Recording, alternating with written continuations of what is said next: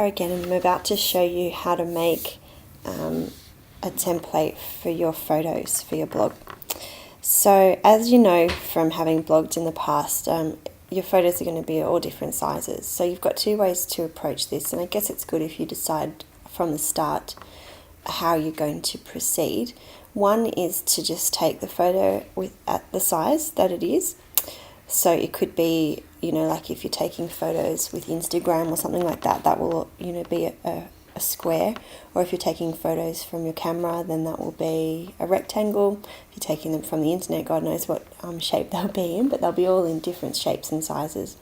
So it is a good idea if you develop a template so that all of your photos are branded properly as well, and so that there's a definite look and feel for your brand and for your website.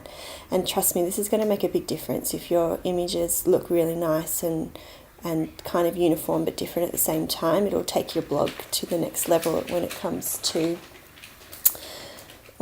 your branding and your overall polish of everything. So assuming that you're going to take my wonderful advice, I'm going to show you how to do that now. Again, so we go to Pixlr and we're going to make a new image, and I'm going to stick with the square of 600 by 600 just because squares also work well on Facebook, and a lot of you are sharing images on Facebook. So just go there, and you'll see I didn't click transparent this time, which means that I've automatically got a white background. And for this exercise, it actually doesn't matter all that much. So what I'm going to do now is create some boxes here at the top. I'm going to make that black, and then I'm going to do create another layer, and if I do that again, there we've got two black lines which are the same. I'm going to drag this second one down to the bottom like that there.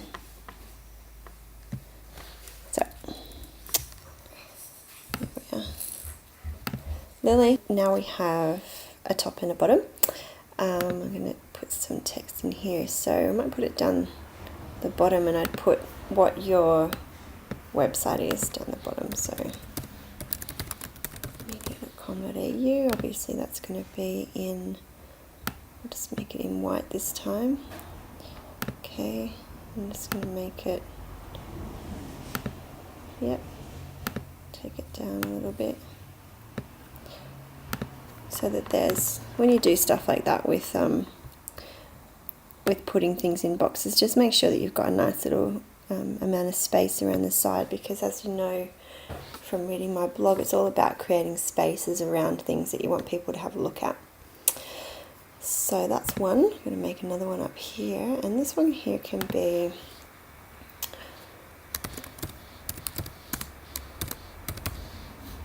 latest tips from Oomph Media. So you might do something like latest recipe, or just on on the blog now, or something like that, and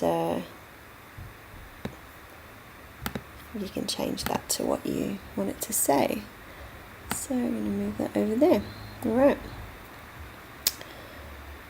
So if you're a food blogger, for example, you could have the name of the recipe or the dish up there, and then always have your website at some point down there. What I'm going to do now is import or open up a picture. So I'm going to go into my photos, and you can see lots of photos of my gorgeous children down here. What we're going to do is look for one for me. So there's one.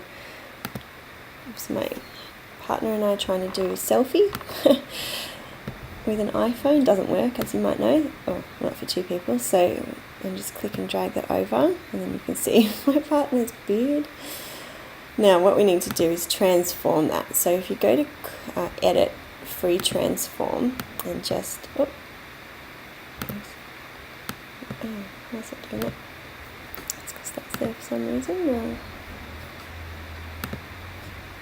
No, we want to do that there. Okay, so what we want to do is go back to edit, transform, and it's still doing that. Okay, that's because, okay, no, you need to deselect that. So I clicked Command D to take away that little bit of the little bit that was in a rectangle and was being highlighted, so that was what was creating the conflict there. So now we can go over to free transform. So free transform allows you to change the size of something, but before you start clicking and dragging, it won't keep the dimensions, so it might end up looking a bit warped. However, if you hold down on the shift button as you do it, and there you go, it stays the right size. And we will get away from my partner's mouth and beard at some point and get over to my sunglasses. There we go. Okay, oh, and I've gone too far. So that's about the right size there. Let me just get rid of Kenneth, put him over in the corner. So you'll see if we just press enter, and that will commit the changes. And now we just need to click and drag that layer in the layer panel down so it's in between. Actually, we'll put it so it's right on the bottom. And then we notice that I've done it wrong. Okay, so what you'll see there is, you might come across this mistake as well, is that because I didn't create a transparent layer, it's actually going, I'll show you what it's going to do. It's going to block out the picture. So if you go over to this one, click there, and then click on the layer and click here, you'll see that it has selected all of the white, and what we're going to do with that is click delete, and it takes it away. And then remember to take away that there, and that's all good. So you can see my face is in there. We can move that around or resize it if we need to. I'm just going to leave it that size and show you how to apply. You can see actually it wasn't with my phone, it was with my Canon, which is even harder to take a selfie with. Okay, so we're going to go to adjustment and go down, and we might do cross process, because that looks nice and funky. There's heaps of different ones that you can do there, old photo or solarize or whatever. If you do something that you don't like you invert something and then you go, whoa, that's awful, you can just go to edit, undo, and do it like that. So having looked at this now, what I might do is just make a few little changes.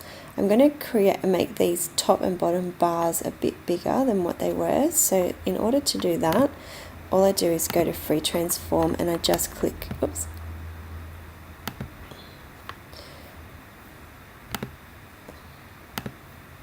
and I just click and drag that down like that, so it's a bit wider. Press enter to commit the change, and then if I click on latest tips from Oomph, then I can move that down as well, just to give it a little bit more space and it looks a bit more balanced. So we can do that for the bottom one as well.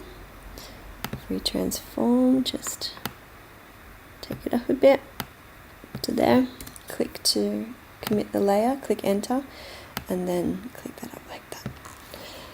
So there you go, you've got a template now to brand your photos. Of course, you've got lots of options. You don't need to have the bars at the top and the bottom like what I've got. You could import your logo over, for example, and I might show you how to do that as well.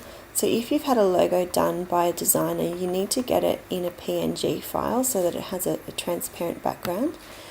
And if I just go to edit, open image, I'll find something that's got a transparent background.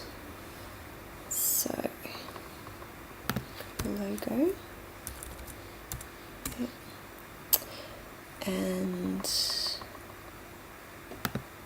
a really tiny one. Might go to header PNG, so that's got a transparent background on it there. Again, you just click and drag it over there, and then you can go to edit, transform. Oops, and you'll see there that warped out a bit. You need to be careful that you're holding down the shift button as you do it. So now it's all nice. I'm just going to pop that. I should put that. What you would probably do in this case is put that there for now. But what I would do is probably get rid of one of these and click and drag that one so it was in the bottom corner like that, and make the image go all the way to the bottom. But I'm going to take that away like that and put my black bar back in, because that was the look I was after for today. So what I'm going to do is again save that so that it's a template and you guys can download it from my blog, and I'm going to call that photo template so that you can open that in this program and it will open up with all of the links in. Press OK. Just going to my documents. OK. And then the next thing to do is, if you're going to use it on your blog now, just go here and save it as a JPEG and click OK. And there we go. So now you've got two tools for doing a little bit of DIY branding and DIY photo editing. So let me know what you think, and of course send me the links to where you've actually used the template, and I look forward to seeing what you come up with. See you later.